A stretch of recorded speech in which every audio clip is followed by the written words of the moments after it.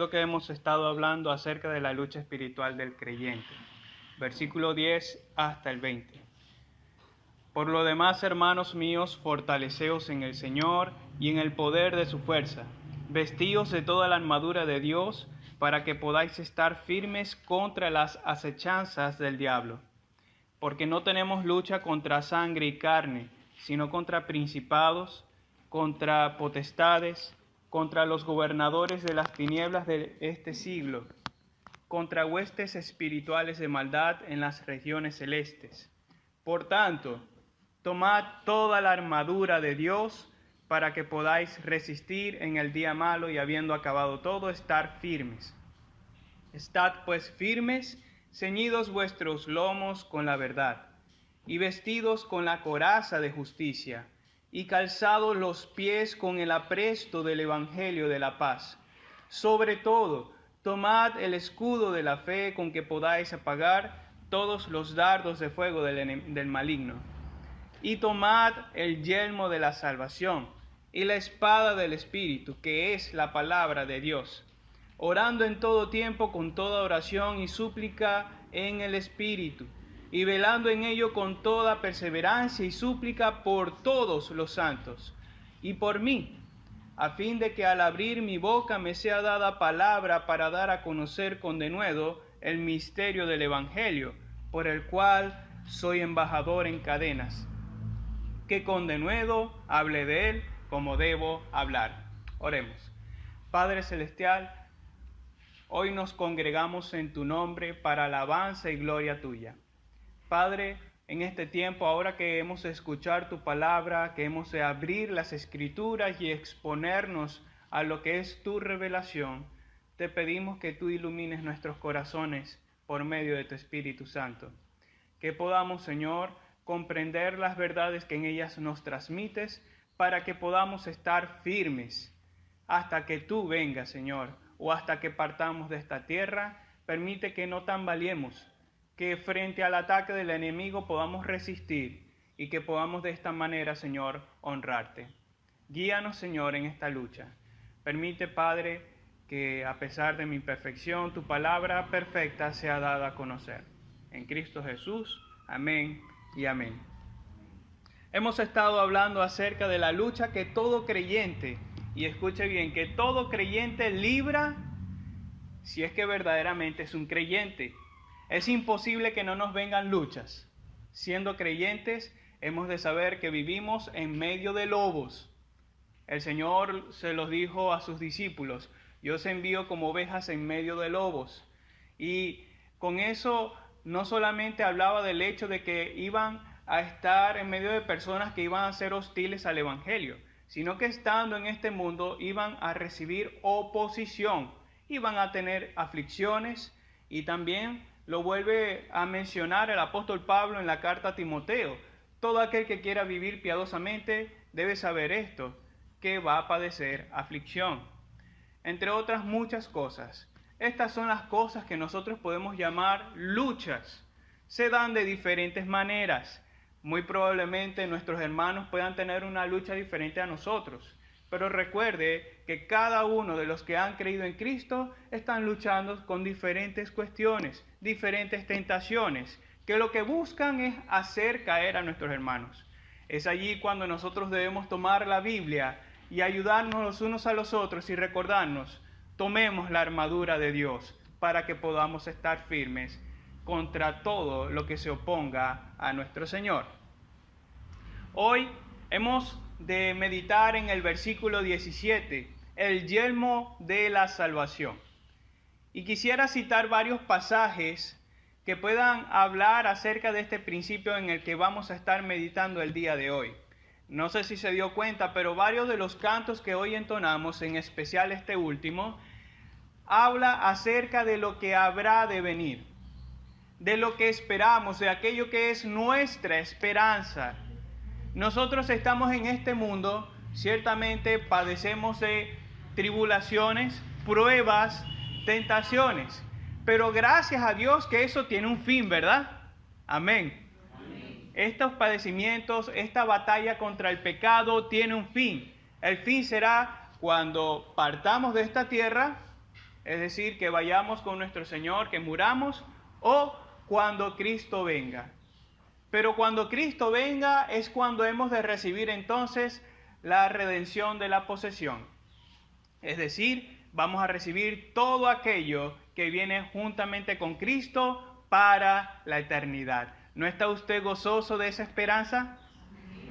Eso es algo que constantemente debemos recordar. Y quiero citar para usted y pedirle que al mismo tiempo vaya reflexionando conmigo todos estos pasajes de Apocalipsis en los que el Señor habla a su iglesia, dando promesas acerca de lo que ha de venir.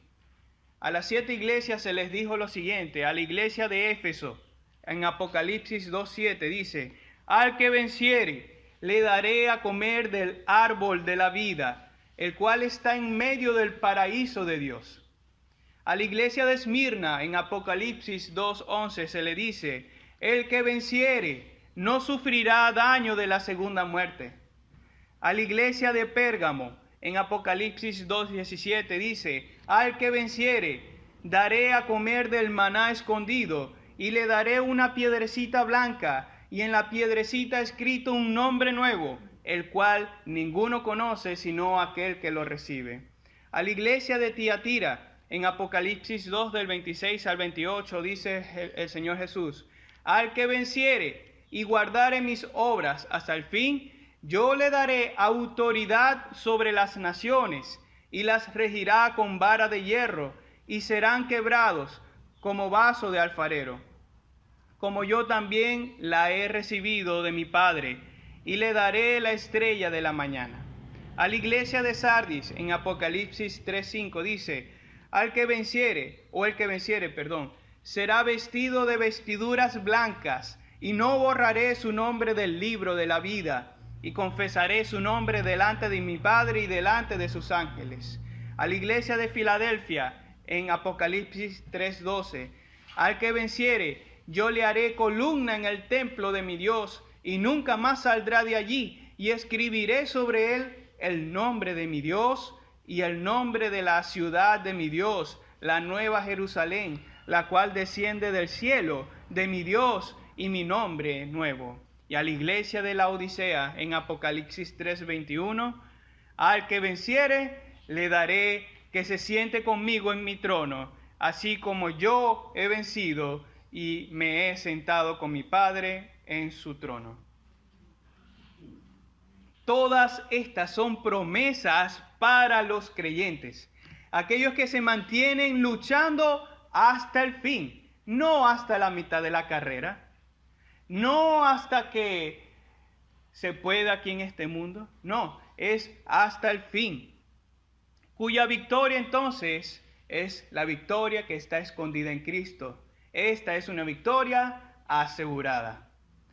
Es probable que durante nuestro peregrinaje en este mundo podamos llegar a desanimarnos. Muchos batallamos contra el pecado. Muchos llegamos a preguntarnos: ¿hasta cuándo, Señor, voy a tener que luchar contra mi maldad? Y podemos llegar también a dudar, pero haremos bien al poder tomar todas estas promesas que Dios da en relación con la salvación futura. Que podamos en medio de la aflicción mirar hacia allá y decir: lo que viene es mejor. No es este mejor momento, lo que viene es mejor. Porque de esa manera entonces podremos soportar cada ataque de Satanás que busque desanimarnos. Dios nos ayude a tomar el yelmo de la salvación para permanecer firmes en esta lucha. Quiero hablarle hoy de dos principios en los que le pido que medite para toda su vida, por medio de la palabra del Señor, por supuesto. Quiero hablarle primeramente acerca de la salvación que tenemos en el Señor. Les recuerdo que hemos estado hablando de cada parte de la armadura de Dios. Dios la ha provisto para que por ella estemos firmes en este campo de batalla. Es probable que usted no pueda ver el campo de batalla físicamente, son términos espirituales, alegóricos, que lo que hacen es mostrar cómo es la realidad espiritual. Muchos creen que esta lucha espiritual se trata de ver manifestaciones sobrenaturales, pero déjeme decirle que no es así. La lucha espiritual puede ser en el hecho de que usted pueda llegar a pensar y a dudar, ¿será que verdaderamente aquel Dios en el que he creído va a venir? Algunos cristianos llegaron a pensar y a tener esas dudas, razón por la cual el apóstol Pedro les dice, algunos tienen por tardanza la venida del Señor, pero es que Él tiene paciencia para que ninguno se pierda, hablando por supuesto de su iglesia, para que ninguno de los escogidos se pierda, pero su venida es segura. Esa es una de las tentaciones en las que ha podido llegar a caer uno que otro cristiano. Pero no solamente eso, quizás otros creyentes puedan estar batallando y de repente en algún pecado en el que vuelvan a caer, por el que han estado orando y pidiéndole al Señor que los libre, puedan llegar a pensar, ¿verdaderamente soy yo un creyente del Señor? Que no está mal evaluarse, pero llegar hasta el punto de dudar acerca de la obra de Dios en su propia vida es cuestión de observar, porque nosotros no debemos dudar de la obra del Señor. Ciertamente su obra es eficaz y nosotros debemos tomar fuerza para poder batallar contra el pecado. Por tanto, Dios nos libre. Cuando el apóstol Pablo comienza a hablar de las tres primeras partes de la armadura, note que él utiliza verbos diferentes. Por ejemplo, cuando habla del cinturón, ¿qué dice él? Que nos ciñamos el cinturón o que ciñamos nuestros lomos. Cuando habla acerca del calzado, él dice que nos calcemos. Cuando habla de la coraza, él dice que nos vistamos. Y estas son ciertamente prendas de la armadura de Dios que están colocadas y que ellas cumplen su función por sí solas. No hay que estarlas operando. Es lo que se conoce en las terminologías como una función pasiva. Actúan ellas solas. Pero note que en las últimas tres partes de la armadura, a saber, el escudo, el yelmo y la espada, son partes de la armadura que tenemos que tomar, que tenemos que usar constantemente. En la antigüedad, cuando se iban a preparar para la guerra, venía el jefe de los soldados y le entregaba a cada uno su casco. Tome, colóqueselo, vamos a la guerra. Entonces tenían que siempre tomar en su mano estas herramientas, razón por la cual note que el apóstol está utilizando el mismo verbo para esos tres últimos elementos. Ahí lo tienen, el versículo 16 y 17. Tomad el escudo de la fe y tomad el yelmo de la salvación y la espada del Espíritu.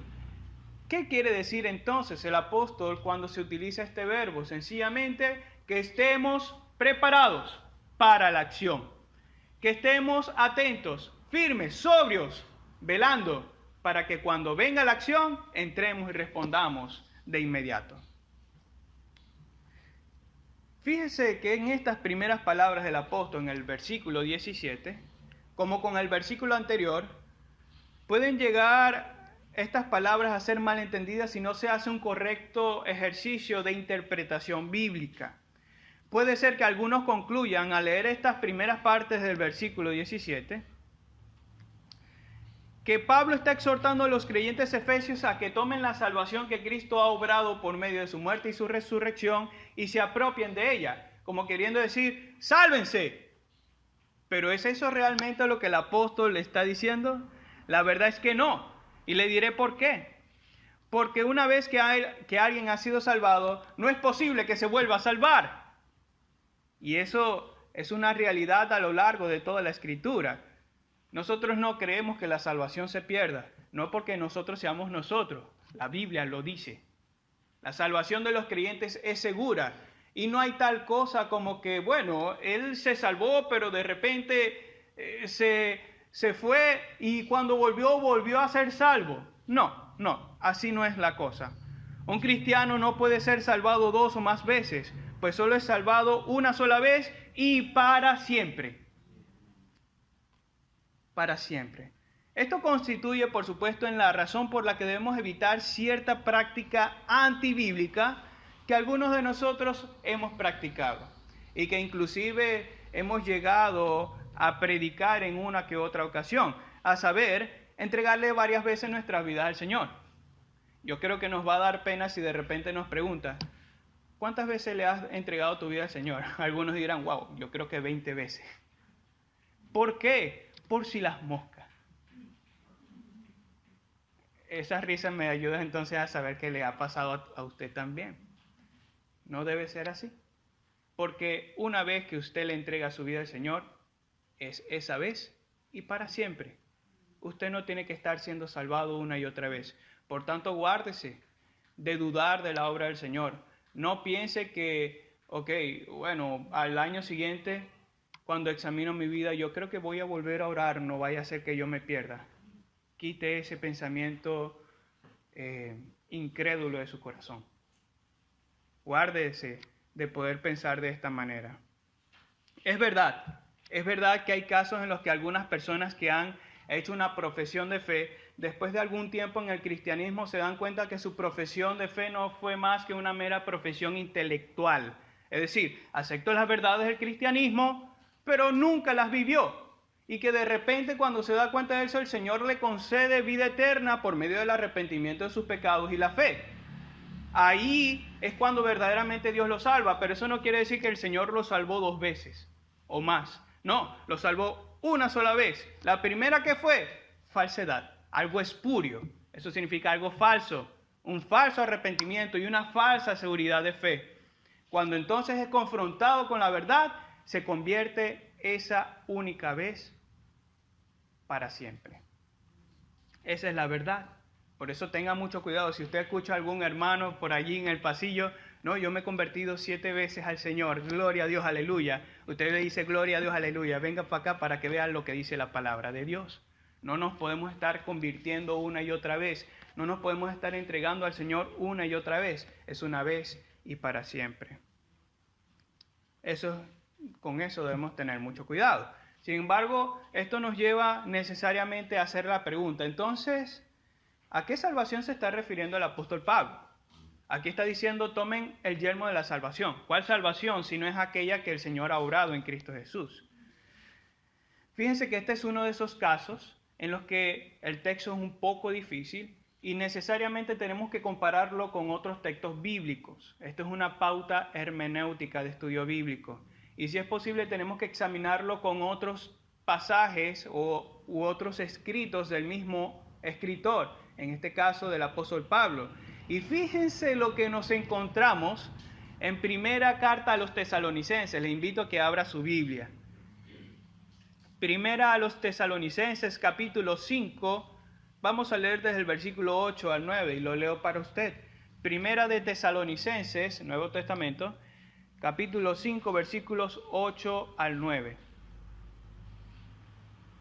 Dice así, pero nosotros, que somos del día, seamos sobrios, habiéndonos vestido con la coraza de la fe y de amor, y con la esperanza de salvación como yelmo. Y note allí eso que está diciendo, con la esperanza de salvación como yelmo. Porque no nos ha puesto Dios para ira, sino para alcanzar salvación por medio de nuestro Señor Jesucristo. Fíjese que en este contexto, Pablo nos permite ver que está usando un lenguaje similar al de los Efesios. Note que está tratando acerca de la armadura, de una armadura espiritual, parecido a lo que encontramos en Efesios. Y hay por lo menos 2 elementos comunes. Esto es el yelmo y la salvación. Pero podemos encontrar todavía más que el apóstol desarrolla la idea de la salvación, afirmando que se está refiriendo en ambos textos a la esperanza de la salvación futura. A la esperanza de la salvación futura. Es decir, a ser librados de la ira de Dios y a tener una salvación segura a través de Cristo Jesús. Esta salvación que Dios ha obrado, comenta el pastor John MacArthur, ciertamente sucedió en el pasado. Usted creyó en el Señor por aquello que Él hizo en el pasado. Pero el Señor, ¿qué sigue haciendo hoy en el presente? Lo sigue salvando. No como salvándolo como lo hizo en el pasado, no, lo preserva. Recuerde que Cristo Jesús actúa como sumo sacerdote delante del Padre, intercediendo por ¿quiénes? Por nosotros, los que hemos creído. De allí que su obra de perseverancia no sea más que la obra de Dios de la preservación de nuestras vidas. Usted todavía es creyente y usted permanece siendo creyente porque Cristo intercede por usted. Usted sigue siendo salvo porque Cristo intercede por su propia vida. De esta manera podemos llegar a decir que estamos siendo salvados en el presente. Pero, ¿qué hablar acerca del futuro? Que está esta salvación futura y es la que Cristo Jesús ha prometido. Todavía no la hemos experimentado en el sentido de que no hemos recibido todo lo que habrá de venir, pero es seguro, y esa es nuestra esperanza, que cuando Cristo venga seremos glorificados y estaremos con Él por toda la eternidad. Alguien decía, el cielo no es cielo si Cristo no está allí. Algunas personas han llegado a malinterpretar el propósito del bien, de la alegría del cielo, como creyendo que, bueno, allá veremos a mi abuela, allá veremos a mi hermano, allá veremos a tal persona. No. El cielo no va a ser el cielo porque su hermano en la fe o porque su familiar que creyó también está allá en el cielo. El cielo es el cielo porque Cristo está allá. Y si Cristo no está allá, entonces no es cielo. Lo bueno es que Cristo descenderá del cielo y con Él la ciudad santa. Y moraremos con Él por toda la eternidad. Eso es lo que esperamos. Esa es la salvación futura. Es de esto lo que el apóstol Pablo está diciendo, que nos coloquemos como yelmo. Esa salvación que todos nosotros los creyentes esperamos. La Biblia está llena de referencias acerca de la salvación futura y haríamos bien al apropiarnos de ella, ¿sabe? ¿Acaso está ejercitándose usted en la lectura bíblica acerca del incremento de su esperanza? Y quiero ser cuidadoso con esto para no decir algo más de lo que ya se ha dicho a lo largo de la historia de la iglesia. Nuestra esperanza se fundamenta cada vez más cuando vamos a la Biblia. Se enriquece, es lo que pudiéramos más bien expresar. Nuestra esperanza se enriquece a medida que nos apropiamos de la palabra de Dios. En este sentido, la Biblia está llena de promesas que Dios ha dado a su pueblo y su esperanza se enriquece cada vez más cuando usted la lee, las entiende y se apropia de ellas. Por eso quise leerle las promesas que Cristo dio a las iglesias. Esas promesas son para la iglesia de Cristo. Claro, ellos la entendieron mejor de lo que nosotros la entendemos hoy, ¿no? De allí que nosotros tengamos que esforzarnos por entender qué fue lo que Cristo quiso decir. Pero cada una de estas cosas las ha prometido Dios para su iglesia. Pero fíjese que el apóstol Pablo en esta misma carta a los Efesios habla acerca de la esperanza futura. Note que en Efesios capítulo 1, Pablo habla acerca de las bendiciones espirituales en Cristo que ya estamos experimentando, ¿verdad? Él dice, bendito sea el Dios y Padre de nuestro Señor Jesucristo, que nos ha bendecido con toda bendición espiritual en los lugares celestiales en Cristo. Es decir, todas esas bendiciones están en Cristo y ya nosotros disfrutamos de ellas. Todavía faltan algunas. Por eso es que más adelante, fíjese lo que dice, que el Espíritu Santo fue dado como, ¿qué? Un sello. ¿Y qué es ese sello? Es el sello de garantía. Es decir, Dios ha enviado a su Espíritu Santo a sellar nuestras vidas para asegurarnos, hey, les estoy dando mi Espíritu como prueba de que lo que habrá de venir, ustedes lo van a recibir. ¿Y hasta cuándo va a ser eso? Es lo que encontramos en el versículo 14 del capítulo 1. Será así hasta la redención de la posesión adquirida. Esta previa declaración apunta a lo que habrá de venir juntamente con Cristo cuando venga en su gloria. Mire lo que dice paralelamente el apóstol Pedro en su primera carta, capítulo 1, versículos 3 al 4. Bendito el Dios y Padre de nuestro Señor Jesucristo, que según su grande misericordia nos hizo renacer para una esperanza viva por la resurrección de Cristo de los muertos. ¿Para qué? Atesora estas palabras, para una herencia incorruptible, incontaminada e inmarcesible, reservada en los cielos para vosotros. Esas son las esperanzas, hermanos, y la Biblia está llena de esas promesas. Bueno es que una y otra vez traigamos a memoria la esperanza de la salvación que está asegurada en Cristo Jesús. Nos ayuda a tener una perspectiva correcta de este mundo. Nos ayuda a tener una perspectiva correcta de este mundo. Hay personas que lamentablemente ponen más su enfoque en que las cosas están tan malas que esperan que esto mejore.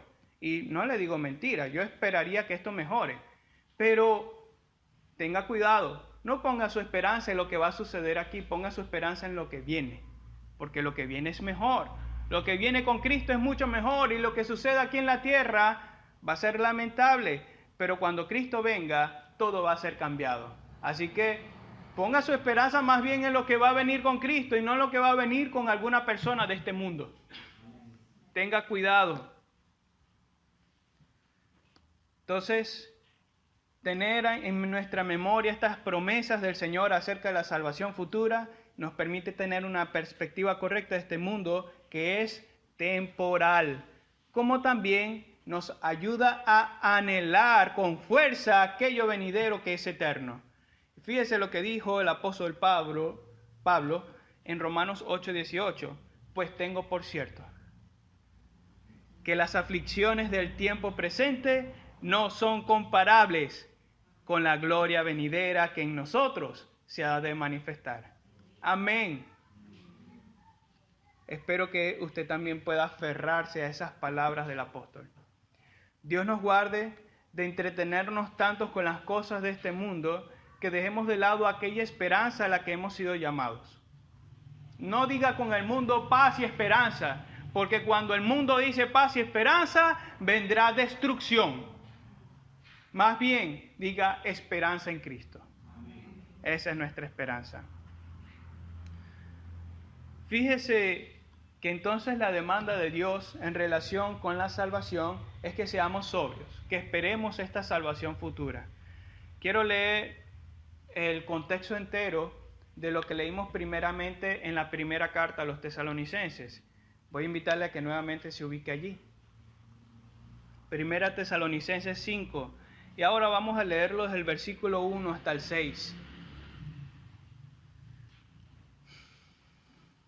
Primera de Tesalonicenses 5, del 1 al 6 dice: Pero acerca de los tiempos y de las ocasiones no tenéis necesidad, hermanos, de que yo os escriba. Porque vosotros sabéis perfectamente que el día del Señor vendrá así como ladrón en la noche, que cuando digan paz y seguridad, entonces vendrá sobre ellos destrucción repentina. Como los dolores a la mujer encinta, y no escaparán.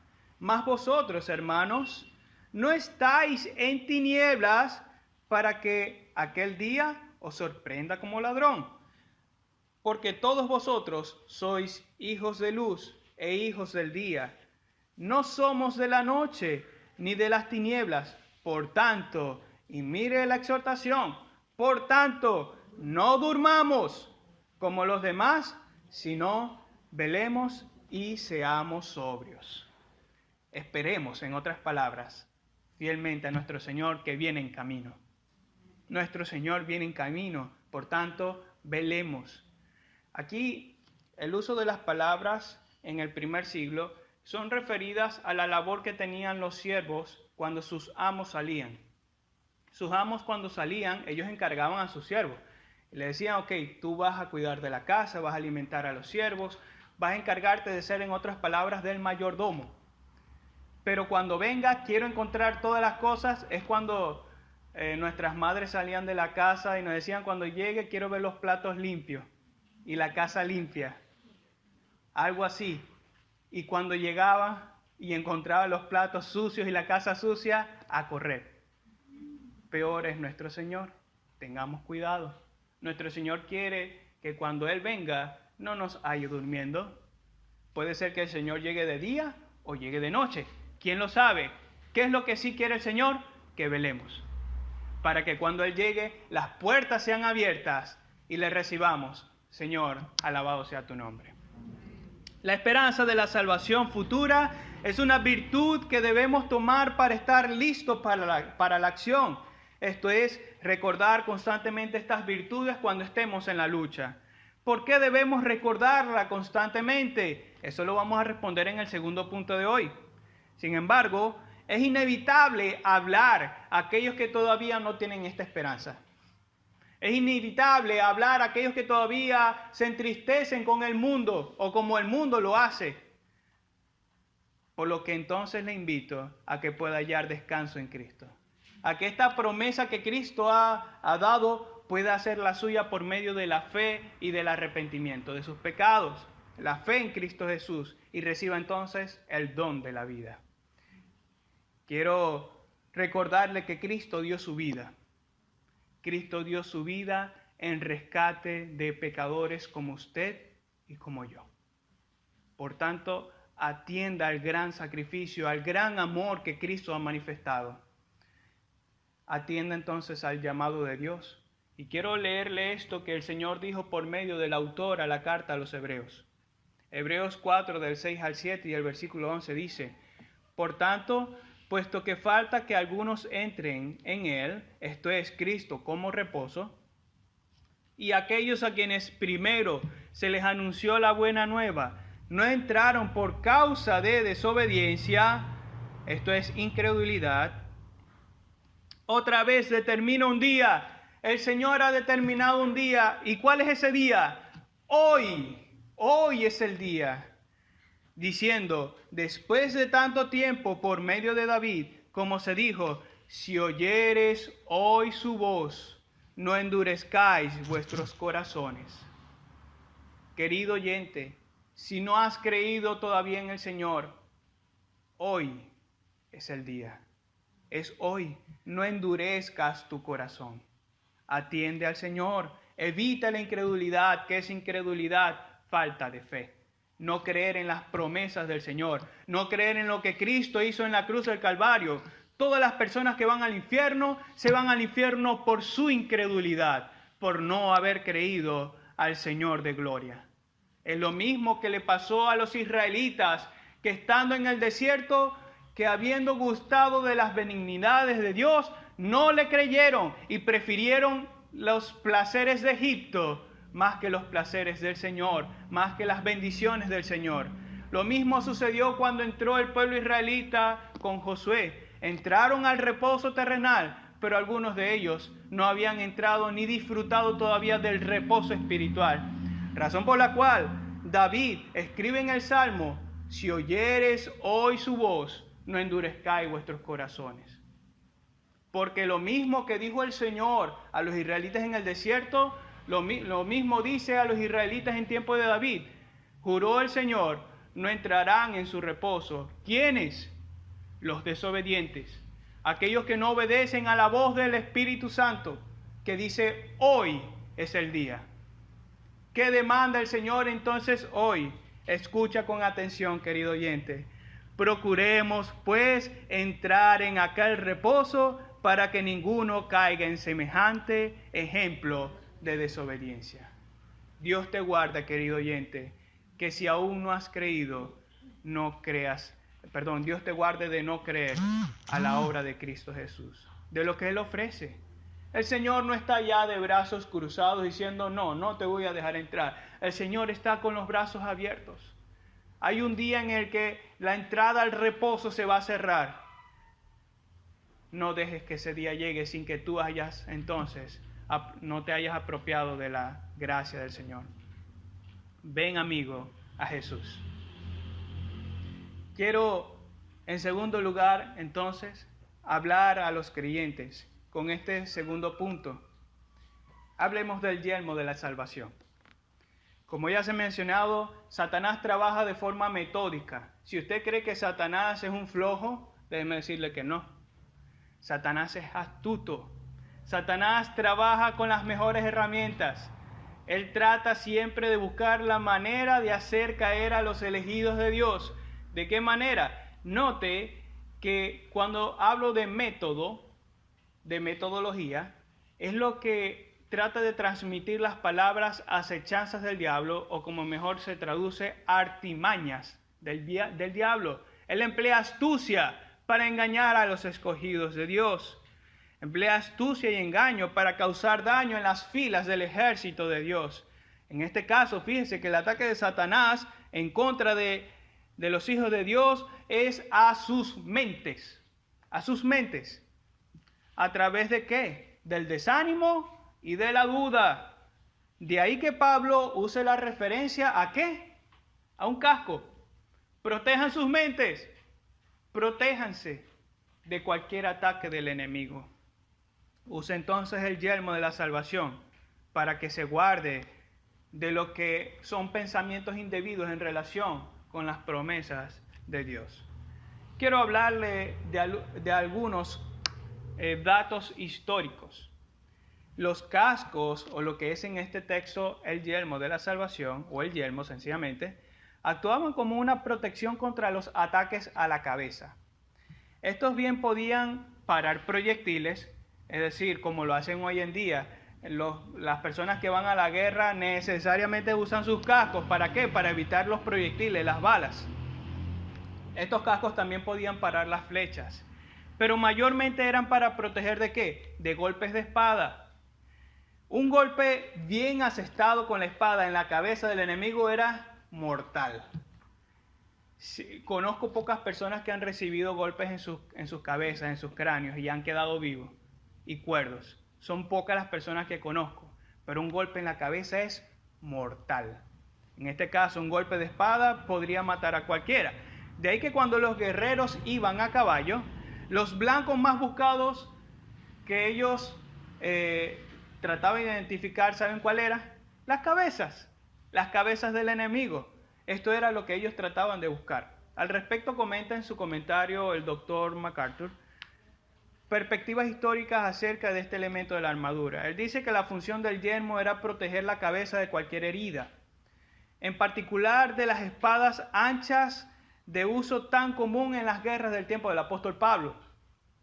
Se trataba de una espada de doble filo y empuñadura, la cual medía de 90 a 120 centímetros de largo. La portaban con mucha frecuencia los hombres de a caballo, que las blandían sobre las cabezas de los soldados enemigos para partirles el cráneo o cortarles la cabeza. Así de fácil. Imagínense una espada así de larga. Muy fácil poder herir al enemigo. Entonces, ¿qué tiene que ver esto con nosotros? Tiene que ver mucho. Como ya se dijo, el frecuente ataque de Satanás o que él usa contra la mente de los santos es el desánimo. Y usted dirá, bueno, ¿y cómo puede él usar el desánimo? Se supone que Satanás no tiene actividad particular sobre mi propia mente, es decir, que él no puede meterse en mi corazón o en mi mente. Se supone que eso es así. Entonces, ¿cómo él puede hacer eso? Bueno, les recuerdo nuevamente, Satanás es metódico. Él conoce casi que en su totalidad cómo trabajan nuestros corazones perversos. Él conoce la manera de hacer caer a los creyentes. Mire todo lo meticuloso que fue en el Edén. Preste atención, lea con cuidado Génesis. ¿Qué hizo Satanás? Él agarró parte de la verdad, la cambió y la dio a Eva. Y fue así entonces como dijo, no, es que el Señor no quiere en realidad que ustedes sean como Él. El Señor está guardando lo mejor para Él. Él no quiere que ustedes disfruten de lo mejor. ¿Y saben qué fue su peor error? Creerle al diablo y no a Dios. Ese fue el peor error de Adán y Eva. No creerle al Señor, creerle al diablo. Eso es falta de fe en el Señor. Y eso es lo que produce también desánimo. Sus herramientas son para causar desánimo, tentaciones, problemas, persecuciones y cualquier otro tipo de ataque del cual puede hacer que el creyente pueda perder toda clase de ánimo en el Señor y que dude entonces. Le voy a dar un ejemplo. En el primer siglo de la iglesia, en el primero, segundo y tercer siglo, se había desatado una persecución tremenda contra los cristianos. Recuerde que el emperador Nerón era un hombre desquiciado, era un hombre que estaba loco. De manera que, queriendo él construir un mejor palacio para él, una mejor Roma, él destruyó la mitad de la ciudad quemándola. ¿Y saben a quién culpó? A los cristianos. De ahí entonces comenzó una gran persecución contra los creyentes. Cualquiera que afirmaba decir que era cristiano y que César no era Dios, muy seguramente tenía la muerte. ¿A qué condenaban? ¿A qué tipo de muerte condenaban a los cristianos? Otro ejemplo, si no eran condenados a ser antorchas humanas, y no le estoy hablando del superhéroe de los cómics, le estoy hablando de literalmente, los prendían en fuego para alumbrar las calles en la noche. Algunos eran condenados de esa manera y otros eran condenados al Coliseo romano para ser de entretenimiento y de alimento para los leones. Yo no sé usted, pero yo creo que cualquiera podría desesperarse de algo así. Cualquiera podría desesperarse, y es lo que muy probablemente hayan experimentado los creyentes del primer siglo, de saber que están presos para el siguiente día meterlos al Coliseo. Y cuando se enteran, empieza el disturbio. Vamos a morir. Gloria a Dios por los benditos siervos del Señor, que eran enviados entonces para consolar a los creyentes y decirles, es probable que vayamos a padecer, es probable que vayamos a sufrir, pero eso es momentáneo. Es por un momento, lo que viene es eterno. Cierto hombre famoso en los primeros siglos de la iglesia había sido un apologeta, alguien muy apreciado en medio de su comunidad, creyó al Señor. Apologeta quiere decir un defensor, alguien que utilizaba argumentos para defender algo. Por supuesto, también llegó a participar como un apologista de la fe, abogaba por la fe cristiana. A él se le dio la oportunidad de poder negar al Señor Jesucristo para vivir. A él se le dijo varias veces, puedes vivir, tan solamente tienes que negar el nombre de Cristo. A lo que él sencillamente respondió, yo no he recibido ningún mal de mi Señor. No tengo razón para ir en contra de Él. Por lo tanto, estoy gozoso de morir para Él. Él consideró esas aflicciones de la siguiente manera, que lo que le iban a hacer era sencillamente escoltarlo a la gloria. Qué palabras tan difíciles. Que cuando estemos en el momento de la muerte, sencillamente pensemos más en lo que habrá de venir que en los sufrimientos de este mundo. Nuevamente, cuando los cristianos padecían de estas cosas, yo creo que lo que hacían más bien era aferrarse a esas promesas del Señor y a sus palabras, como la que nuevamente cito del apóstol Pablo. Pues tengo por cierto que las aflicciones de este tiempo presente no son comparables con la gloria venidera que en nosotros ha de manifestarse. Ellos abrazaban esas promesas. Sabían que este mundo era pasajero, sabían que las aflicciones en este mundo eran momentáneas, pero lo que habría de venir con Cristo en la gloria iba a ser eterno. Y es eterno. Una de las luchas en las que nosotros podemos caer como presas del desánimo es contra nuestro pecado, contra nuestras rebeliones. Hay muchos que son muy serios en cuanto a este tema. Es decir, cristianos verdaderos que se lamentan por su propio pecado. El apóstol Pablo decía, miserable de mí, ¿quién me librará de este cuerpo de muerte? Porque él constantemente luchaba contra su propia carne. Lo que quería hacer no lo hacía, sino que hacía lo que no quería. Conclusión, miserable de mí, ¿quién me librará de este cuerpo de muerte? ¿Se imagina usted? Y tan solamente imagínese, yo sé que es terrorífico, pero imagínese esto. ¿Se imagina que por toda la eternidad usted tenga que luchar contra su pecado? Que usted tenga que luchar todos los días de la eternidad con las tentaciones. Eso no es posible, lo sé. Pero ¿se imagina esa historia terrorífica, esa historia eterna terrorífica? Gracias a Dios que no es así, que no es el caso, pues estaríamos muy desanimados. Pero gracias a Dios que no es así. Entonces, cuando somos atacados ferozmente a través de estas cosas que pueden llegar a desanimarnos, como el pecado, es cuando debemos tener a disposición el yelmo de la salvación, de las promesas que Dios ha dado, y recordar que un día nuestras luchas aquí terminarán. Un día, cuando Cristo venga, cuando muramos, nuestras luchas contra el pecado terminarán. Allí no tendremos que preocuparnos más por nuestra maldad, por nuestras rebeliones, por lo que podemos entonces decir ahorita, junto con el apóstol Pablo: gracias doy a Dios por Jesucristo, Señor nuestro. Eso fue lo que él dijo después de decir: miserable de mí, ¿quién me librará de este cuerpo de muerte? Él inmediatamente pasa a decir: gracias doy a Dios por Jesucristo, Señor nuestro. Todavía falta, querido hermano, todavía falta, pero Cristo está más cerca hoy de lo que estuvo hace 2000 años. Ya Cristo está por llegar. Ya viene con Él, con todo su galardón. Viene con sus ángeles. Viene a buscar a su iglesia. Y todas esas promesas que Él dio al que venciere, las va a dar. El Señor viene pronto, y con Él la herencia eterna, incorruptible, incontaminada e inmarcesible, reservada en los cielos para los que vencieren. En conclusión, querido hermano, querido oyente, una vez que Dios nos salva en Cristo, no hay por qué estarse convirtiendo una y otra vez. Déjese de eso. Si yo llego a saber de eso, lo coloco en disciplina.